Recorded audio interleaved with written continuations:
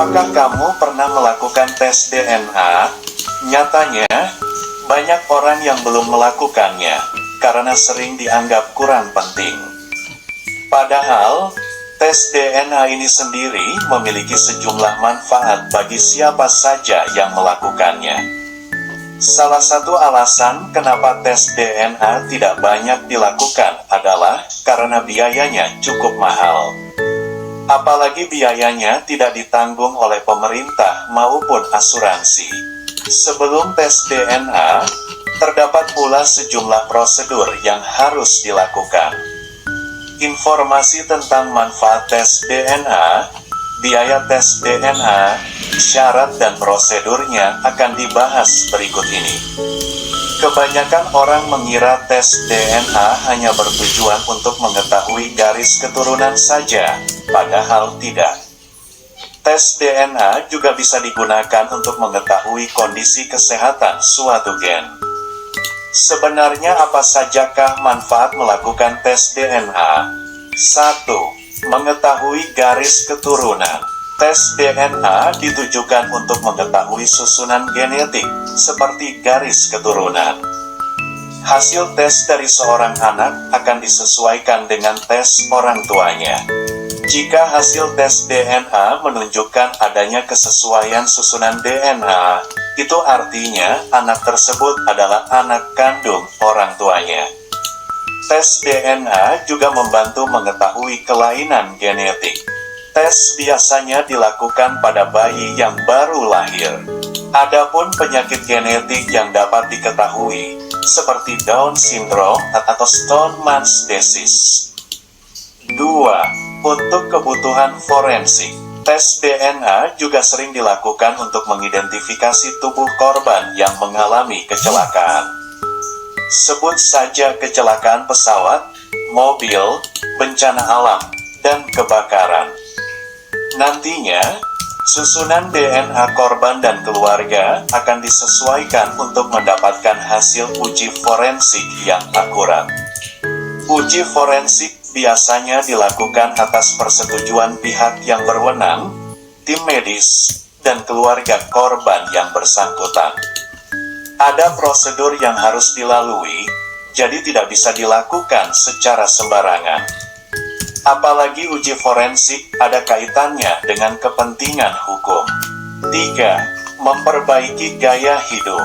Kondisi metabolisme tubuh dapat diketahui dengan melakukan tes DNA.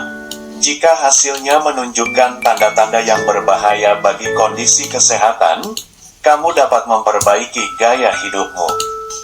Mulai dari mengubah pola makan, menurunkan berat badan, dan rajin berolahraga. Selain itu, tes DNA membantumu untuk mengetahui jenis nutrisi yang dibutuhkan oleh tubuh. Hal ini tentu saja akan memudahkanmu untuk memperbaiki gaya hidup. Dengan demikian, hasilnya akan kelihatan seiring berjalannya waktu. 4. Sebagai tes praimplantasi saat bayi tabung. Tes DNA juga bermanfaat dalam proses praimplantasi bayi tabung, loh. Tes ini ditujukan bagi pasangan yang ingin merencanakan program kehamilan. Melalui tes, akan dilakukan pemantauan terhadap kondisi gen abnormal sebelum embrio diletakkan pada rahim perempuan. 5. Memantau kondisi kesehatan. Tidak hanya anak bayi, orang dewasa pun perlu melakukan tes DNA untuk memantau kondisi kesehatan. Barangkali ada penyakit yang mulai menggerogoti tubuh, tapi kamu tidak peka terhadapnya. Mungkin karena sejauh ini tidak pernah terjadi apa-apa kepadamu. Sebenarnya tidak ada persyaratan khusus untuk melakukan tes DNA. Pengujian dapat dilakukan siapa saja yang merasa memiliki kepentingan dengan mendatangi rumah sakit. Apabila tes ditujukan untuk mengetahui garis keturunan, maka sampel DNA ayah dan anak akan diuji di laboratorium. Berikut ini beberapa prosedur yang kerap kali dilakukan saat melakukan tes DNA, di antaranya. 1. Dimulai dengan mengambil sampel, dapat berupa sel darah merah, rambut, kulit, air liur, hingga kuku. 2. Sampel yang berhasil dikumpulkan akan melalui proses ekstraksi. Proses ini dilakukan dengan cara memberikan enzim tertentu pada sampel yang terkumpul. 3. Selanjutnya akan dilakukan pemisahan DNA melalui proses yang dinamakan elektroforesis. Prosesnya menggunakan bantuan medan listrik. 4. Dilakukan penyalinan DNA melalui proses PCR. Salinan ini kemudian diuji untuk mengetahui penanda genetik. Terdapat 3 proses yang dilalui, yaitu denaturasi, annealing, dan ekstensi. 5. Pengujian DNA dilakukan untuk mengetahui penanda genetik yang lebih spesifik. 6. Prosedur terakhir adalah membandingkan DNA. Setengah susunan DNA ayah terdapat pada anak, karena setengahnya lagi berasal dari ibu. Perlu diketahui bahwa hasil tes DNA baru akan diketahui dalam 2-4 minggu setelah pengambilan sampel dilakukan. Bagi yang ingin melakukan tes DNA, diharapkan untuk bersabar menunggu hasilnya. Walaupun memiliki sejumlah manfaat, perlu diketahui bahwa hasil tes DNA belum tentu akurat. Tes DNA juga memiliki sejumlah risiko dan komplikasi yang harus diwaspadai. Adapun hal-hal yang perlu diperhatikan saat melakukan tes DNA antara lain: 1. Terjadinya efek psikologis. Jika kamu mengetahui penyakit yang menggerogoti tubuhmu atau orang-orang terdekat, kemungkinan besar akan terjadi depresi. Penyebab terbesarnya karena kamu tidak siap menerima kenyataan pahit tersebut. Maka dari itu, pasien yang ingin melakukan tes DNA disarankan untuk berkonsultasi dengan dokter terlebih dahulu sebelum atau selama menunggu hasil DNA. 2. Tes DNA bukan untuk memprediksi penyakit.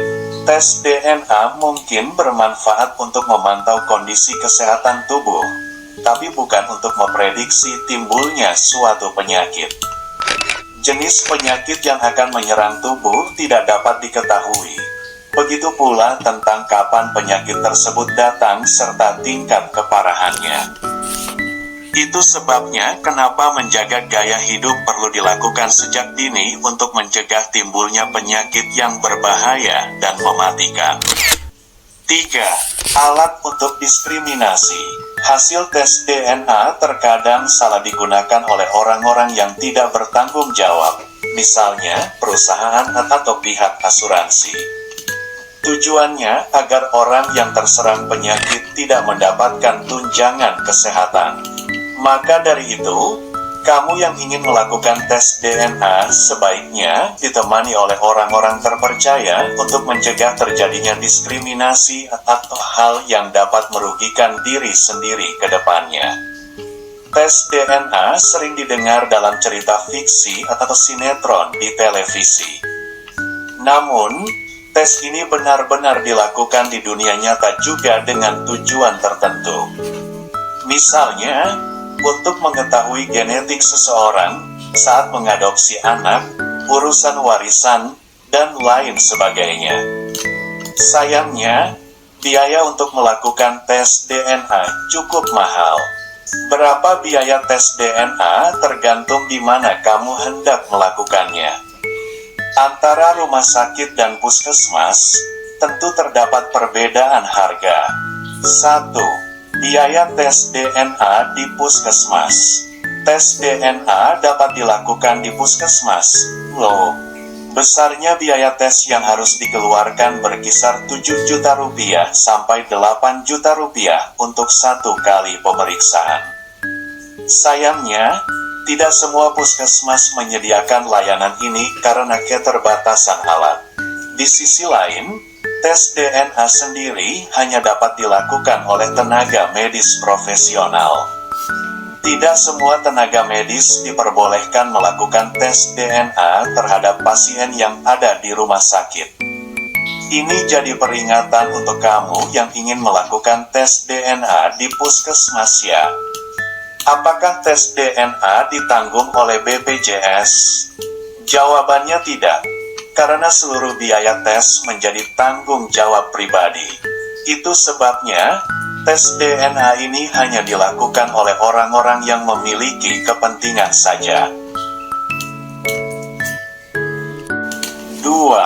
Biaya tes DNA di rumah sakit. Selain di puskesmas, tes DNA juga bisa dilakukan di rumah sakit. Besar biaya tes DNA di rumah sakit sekitar 5 juta rupiah sampai 10 juta rupiah untuk satu kali pemeriksaan. Biaya ini hanya berlaku di rumah sakit tertentu saja, karena sebagian rumah sakit justru mematok biaya tes yang lebih mahal.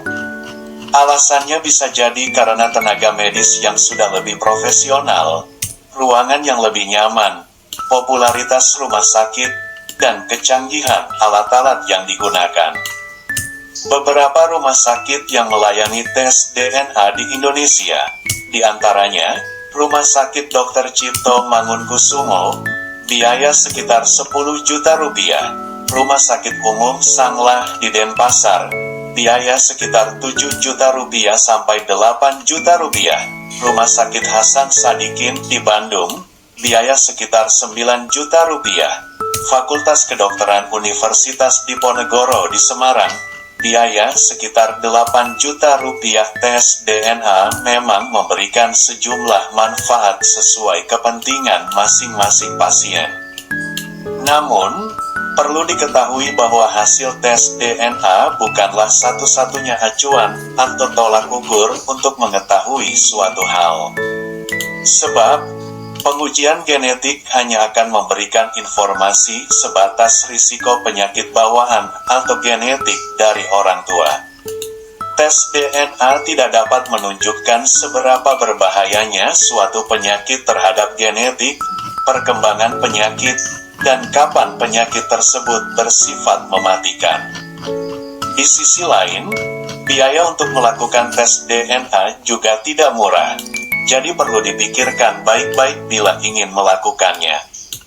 Jika merasa tidak punya kepentingan, sebaiknya tidak perlu melakukan tes DNA karena cuma buang-buang uang saja.